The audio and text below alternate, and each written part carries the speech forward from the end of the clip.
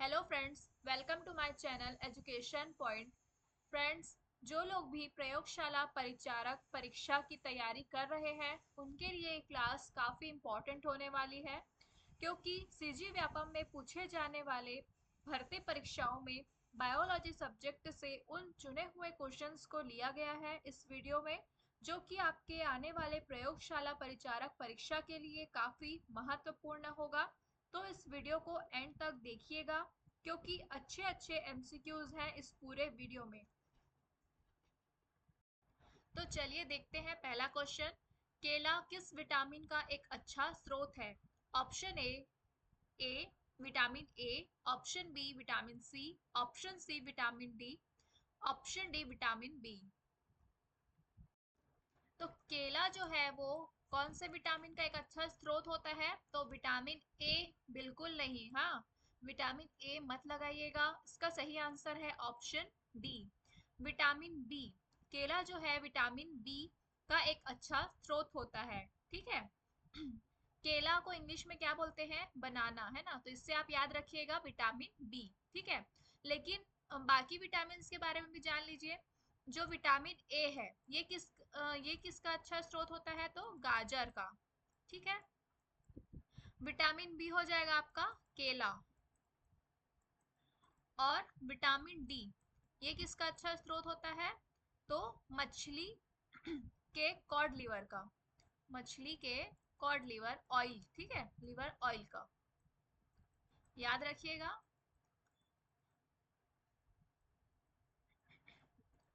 Next question देखते हैं। उस विटामिन का नाम बताएं जिसकी कमी के कारण अत्यधिक खून बहने लगता है। Option A vitamin A, option B vitamin B, option C vitamin K, option D vitamin C. इसका सही आंसर है ऑप्शन सी, विटामिन के। ठीक है। विटामिन के कारण जो है, मतलब इसकी कमी के कारण अत्यधिक खून बहने लगता है। नेक्स्ट क्वेश्चन है। प्रोटीन की कमी से निम्न में से कौन सी बीमारी होती है? किसकी कमी से? तो प्रोटीन की कमी से। Option A kwashiorkor, option B rickets, option C beriberi, option D scurvy. तो प्रोटीन की कमी से जो है क्वाशियोरकर बीमारी होती है। और कौन सी बीमारी? तो मरासमस। याद रखिएगा, क्वाशियोरकर और मरासमस। नेक्स्ट क्वेश्चन देखते हैं। रक्त स्कंदन के लिए आवश्यक विटामिन कौन सी है? रक्त स्कंदन। Option A vitamin E, option B vitamin D, option C vitamin K, या ऑप्शन डी विटामिन सी। तो रक्त स्कंदन के लिए जो है विटामिन के, है ना, कि आवश्यक विटामिन होता है विटामिन के। नेक्स्ट क्वेश्चन है। विटामिन सी की कमी से कौन सा रोग होता है? Option A rickets, option B beriberi, option C scurvy, option D night blindness. तो विटामिन सी की कमी से जो रोग होता है वो होता है स्कर्वी रोग, है ना। ऑप्शन सी इसका सही आंसर हो जाएगा। नेक्स्ट क्वेश्चन है। निम्न में से किसकी कमी से रिकेट्स बीमारी होती है? Option A vitamin D, option B vitamin A, option C vitamin B, option D vitamin C. तो रिकेट्स की जो बीमारी होती है वो विटामिन डी के कारण होती है। नेक्स्ट क्वेश्चन है। पाचन तंत्र में मौजूद रस, जिसे हम गैस्ट्रिक जूस कहते हैं, में शामिल होता है। Option A HCl, option B NaCl, option C HNO3, या ऑप्शन डी KCl। तो इसका सही आंसर क्या हो जाएगा? ऑप्शन ए, है ना। पाचन तंत्र में मौजूद जो है रस यानी कि गैस्ट्रिक जूस में क्या शामिल होता है? तो HCl हाइड्रोक्लोरिक अम्ल शामिल होता है। नेक्स्ट क्वेश्चन है। मेटाबॉलिज्म चयापचय से संबंधित है। ये इंपॉर्टेंट क्वेश्चन है, याद रखिएगा। ऑप्शन ए दिया है शरीर में होने वाली सभी रासायनिक प्रतिक्रियाएं, ऑप्शन बी सरल अणुओं से जटिल अणुओं का संश्लेषण, ऑप्शन सी उपापचय और अपचय। ये जो है इसी प्रकार के क्वेश्चंस आजकल आपके एग्जाम में पूछे जा रहे हैं ना, कूट वाले प्रश्न जो है, या इस प्रकार के प्रश्न जिसका एक से अधिक आंसर हो, है ना। तो इस प्रकार के प्रश्न भी और वीडियो में मैं लेकर आऊंगी, तो मेरे इस चैनल के साथ बिल्कुल जुड़े रहिएगा। तो इसका आंसर जो हो जाएगा वो पहले ऑप्शन देख लेते हैं। ऑप्शन ए में दिया है केवल ए, ऑप्शन दो में दिया है केवल बी, ऑप्शन तीन में दिया है ए और बी दोनों, ऑप्शन चार में दिया है ए बी और सी यानी कि तीनों। तो इसका सही आंसर लेंगे हम ऑप्शन फोर को। ठीक है, ए बी और सी ये तीनों ही क्या होंगे, मेटाबॉलिज्म यानी कि चयापचय से संबंधित हैं। ठीक है, और इसमें उपचय और अपचय दिया है ना, तो इसका मतलब जैसे कि उपचय यानी कि प्रक्रिया के लिए ऊर्जा की आवश्यकता होती है। जब उपचय प्रक्रिया की जाती है तो उसमें उसके प्रक्रिया के लिए ऊर्जा की आवश्यकता होती है। और जब अपचय होता है तो अपचय प्रक्रिया में क्या होता है, ऊर्जा निकलती है। ठीक है, याद रखेंगे, अपचय प्रक्रिया में ऊर्जा क्या होती है, तो निकलती है। और उपचय प्रक्रिया में ऊर्जा की आवश्यकता होती है। नेक्स्ट क्वेश्चन देखते हैं, पित्त के कार्य को कहा जा सकता है। ऑप्शन ए पाइसीकरण, ऑप्शन बी अपचयन, ऑप्शन सी ऑक्सीकरण या ऑप्शन डी निस्तापन। तो पित्त के कार्य को कहा जा सकता है, क्या कहा जा सकता है, तो पाइसीकरण, याद रखिएगा, पाइसीकरण कहते हैं। नेक्स्ट क्वेश्चन है, अग्नाशयी रस में मौजूद एंजाइम प्रोटीन को अमीनो एसिड में परिवर्तित करता है। ठीक है, प्रोटीन को क्या कर रहा है, एमिनो एसिड में परिवर्तित कर रहा है। ठीक है, option A trypsin, option B pepsin, option C amylase, option D lipase. तो कौन करता है, तो करता है ट्रिप्सिन करता है ना। प्रोटीन को जो है एमिनो एसिड में परिवर्तित करता है ट्रिप्सिन, याद रखेंगे, ऑप्शन ए इसका सही आंसर हो जाएगा। नेक्स्ट क्वेश्चन है, भोजन के पाचन की प्रक्रिया के दौरान होने वाले ऊर्जा परिवर्तन के प्रकार को बताएं। ऑप्शन ए रासायनिक ऊर्जा से उष्मा ऊर्जा, ऑप्शन बी यांत्रिक ऊर्जा से उष्मा ऊर्जा, ऑप्शन सी रासायनिक ऊर्जा से प्रकाश ऊर्जा या ऑप्शन डी प्रकाश ऊर्जा से रासायनिक ऊर्जा। तो यहाँ पर प्रकाश ऊर्जा से कोई लेना देना नहीं है, है ना, ये तो दोनों ऑप्शन गलत हो गया। अब यहाँ पर देखते हैं, भोजन के पाचन की प्रक्रिया, है ना, पाचन की प्रक्रिया की बात हो रही, तो इसमें यांत्रिक ऊर्जा, है ना, कोई मशीन का तो प्रक्रिया के बारे में नहीं पूछा है, तो ये भी नहीं होगा। रासायनिक ऊर्जा से उष्मा ऊर्जा, ऑप्शन ए इसका सही आंसर है। नेक्स्ट क्वेश्चन है, खालिस्तान को पचाने के लिए शाकाहारी को लंबी छोटी आंत की आवश्यकता होती है, मतलब ऑप्शन ए दिया है chloroplast, option B cellulose, option C carbohydrate, option D protein. तो किसको पचाने के लिए, तो वो है आपका सेलुलोज, ऑप्शन बी इसका सही आंसर हो जाएगा। सेलुलोज को पचाने के लिए एक शाकाहारी को लंबी छोटी आंत की आवश्यकता होती है। नेक्स्ट क्वेश्चन है, निम्न में से कौन सा आहार मानव शरीर में नए उत्तकों की वृद्धि के लिए पोषक तत्व प्रदान करता है। ऑप्शन ए फल, ऑप्शन बी सब्जियां, option C paneer, option D मिठाई।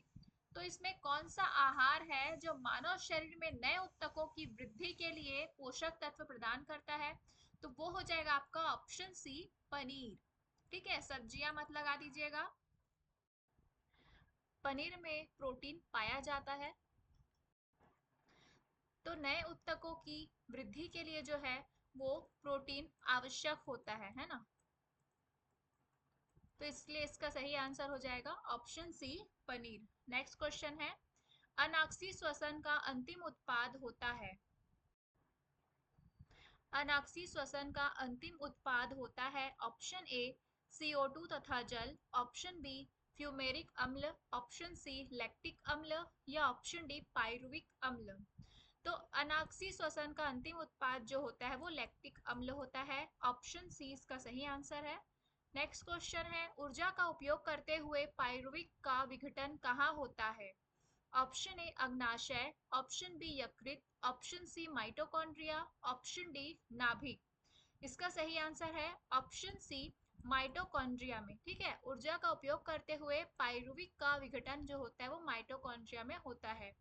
नेक्स्ट क्वेश्चन है, श्लेष्मा झिल्ली की सूजन को डैश कहा जाता है। Option A bronchitis, option B hepatitis, option C राइटिस, ऑप्शन डी गैस्ट्राइटिस। तो श्लेष्मा झिल्ली की सूजन को क्या कहते हैं? तो ब्रोंकाइटिस कहते हैं, याद रखिएगा, इंपॉर्टेंट क्वेश्चन है ये। नेक्स्ट क्वेश्चन देखते हैं, कौन सी जीवन प्रक्रिया रासायनिक ऊर्जा को उष्ण ऊर्जा में बदलती है? ऑप्शन ए संचलन, ऑप्शन बी पोषण, ऑप्शन सी श्वसन, ऑप्शन डी उत्सर्जन। ये वेरी इंपॉर्टेंट क्वेश्चन है, याद रखिएगा इसे। जो मतलब कौन सी जीवन प्रक्रिया रासायनिक ऊर्जा को उष्ण ऊर्जा में बदलती है, वो है आपका श्वसन। ठीक है, ऑप्शन सी इसका सही आंसर है। नेक्स्ट क्वेश्चन है, मानव शरीर में श्वसन वर्णक है?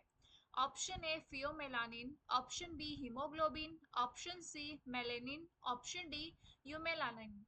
तो इसका सही आंसर हो जाएगा ऑप्शन बी हीमोग्लोबिन। यहाँ पर श्वसन वर्णक पूछा गया है ना, तो श्वसन वर्णक है जो है वो है हीमोग्लोबिन।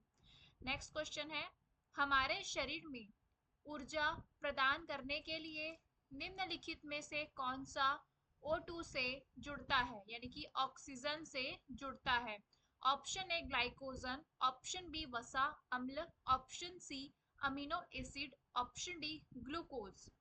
इसका सही आंसर है ऑप्शन डी ग्लूकोज। याद रखेंगे, हमारे शरीर में ऊर्जा प्रदान करने के लिए जो है वो निम्नलिखित में से कौन सा है जो ऑक्सीजन से जुड़ता है? तो ग्लूकोज जो है वो ऑक्सीजन से जुड़ता है। ठीक है, मतलब ग्लूकोज जैसे ही ऑक्सीजन के साथ जुड़ता है ना, इसका पहले फॉर्मूला लिख देती हूँ मैं, जैसे कि C6H12, ये तो सभी को पता होगा, O6। ठीक है, C6H12O6 ये है आपका ग्लूकोज, प्लस 6O2 है ना, ऑक्सीजन से जुड़ा, इक्वल 6CO2 प्लस 6H2O। ठीक है, 6CO2 प्लस 6H2O और प्लस हो जाएगा आपका एनर्जी।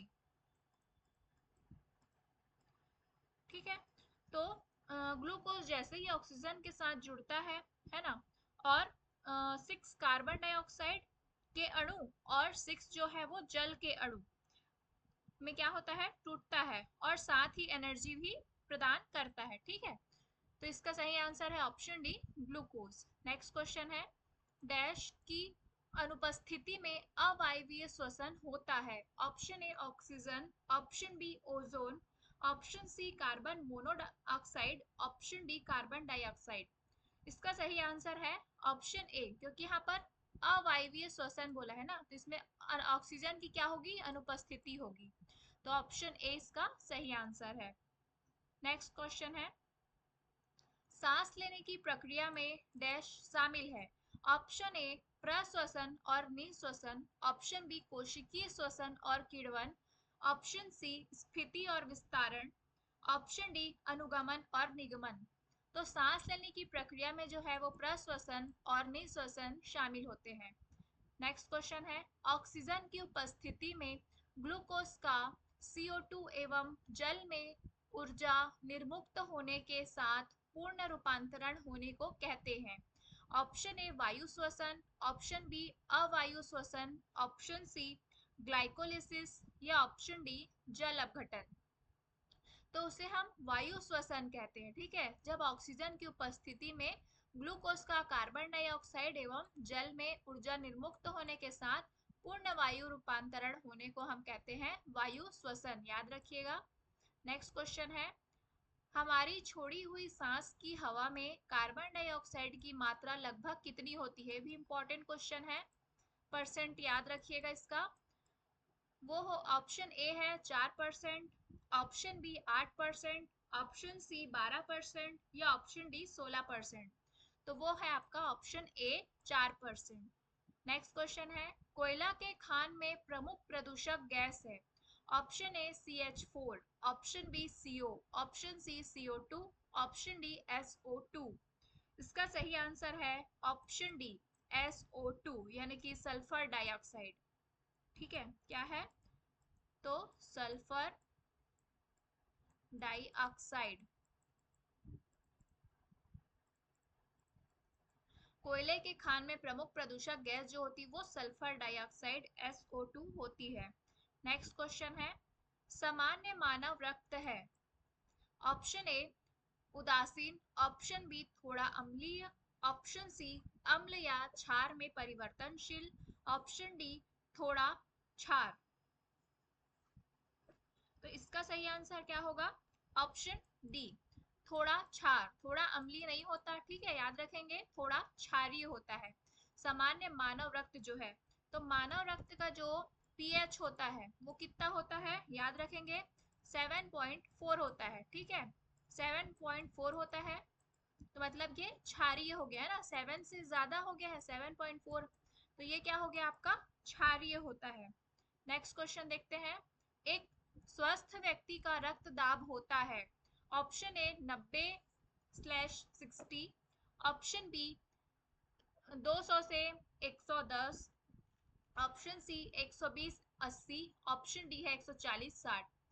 तो एक स्वस्थ व्यक्ति का जो रक्तदाब होता है वो होता है 120/80, ठीक है, याद रखेंगे 120/80। नेक्स्ट क्वेश्चन है, रक्त का कौन सा घटक भोजन, कार्बन डाइऑक्साइड और नाइट्रोजन युक्त कचरे का परिवहन करता है? वेरी इंपॉर्टेंट क्वेश्चन है, याद रखिएगा इसे। रक्त का कौन सा घटक जो है वो भोजन है ना, आपके भोजन, कार्बन डाइऑक्साइड और नाइट्रोजन युक्त कचरे का परिवहन करता है? ऑप्शन ए है सफेद रक्त कोशिकाएं, ऑप्शन बी रक्त प्लेटलेट्स, ऑप्शन सी लाल रक्त कोशिकाएं, ऑप्शन डी प्लाज्मा। इसका सही आंसर है ऑप्शन डी प्लाज्मा, ठीक है। तो परिवहन कौन करता है, तो प्लाज्मा करता है, ठीक। प्लाज्मा के बारे में याद रखिएगा कि इसमें 90% क्या होता है आपका, जल होता है, ठीक है, 90% जल होता है। और 7 से 8%, 7 से 8% आपका क्या होता है, प्रोटीन, ठीक है। प्लाज्मा में 90% जल होता है, 7 से 8% जो होता है वो होता है आपका प्रोटीन, और 0.9% क्या होता है आपका, सॉल्ट होता है, याद रखेंगे, ठीक है। नेक्स्ट क्वेश्चन देखते हैं, और हाँ इसमें 1% क्या होगा आपका, ग्लूकोज, 1% क्या होता है आपका, ग्लूकोज होता है। नेक्स्ट क्वेश्चन है, निम्नलिखित में से कौन सा प्लाज्मा प्रोटीन रक्त के स्कंदन में निहित है? Option A serum amylase, option B एक globulin, option C fibrinogen, option D एक एल्ब्यूमिन। तो प्लाज्मा प्रोटीन रक्त के स्कंदन में निहित इन चारों में से कौन सा है, तो वो है फाइब्रिनोजन, ठीक है, ऑप्शन सी इसका सही आंसर हो जाएगा। क्योंकि प्लाज्मा में जो है वो 7 से 8% क्या होता है आपका, प्रोटीन होता है, ठीक है, 7 से 8% जो है वो प्रोटीन होता है, ठीक है। तो उसमें जो है एल्ब्यूमिन, एल्ब्यूमिन और ग्लोब्यूलिन, ग्लोब्यूमिन और आपका होगा फैब्रिनोजन या फाइब्रिनोजन भी बोलते हैं इसको, और है प्रोथ्रोम्बिन, ठीक, ये 4 होते हैं। तो एल्ब्यूमिन क्या काम करता है, तो ये रक्त को क्या करता है, रक्त को गाढ़ा करने का काम करता है, ठीक है, एल्ब्यूमिन जो है रक्त को गाढ़ा करने का काम करता है। ग्लोब्यूलिन जो है वो एंटीबॉडी बनाता है, ठीक है, एंटीबॉडी बनाने का काम करता है। और जो ये फेब्रिनोजन और प्रोथ्रोम्बिन होते हैं, ये क्या करते हैं, रक्त का थक्का जमाने में क्या करते हैं, मदद करते हैं, याद रखिएगा, ठीक है। नेक्स्ट क्वेश्चन देखते हैं, इनमें से कौन सा रक्त समूह यूनिवर्सल सार्वभौमिक दाता माना जाता है? Option A B, option B O, option C A, option D B. तो यहाँ पर सर्वदाता है ना, दान करने की बात हो रही है, ठीक है, जो सभी को देता है, डोनर की बात हो रही है। तो इसका सही आंसर है ऑप्शन बी, सर्वदाता जो होता है वो रक्त समूह कौन सा है, तो ओ होता है, ठीक है। नेक्स्ट क्वेश्चन है, और हाँ ये भी याद रखिएगा, ए बी जो है वो सबसे ले सकता है, ए बी जो रक्त समूह है वो सबसे रक्त ले सकता है, ठीक है।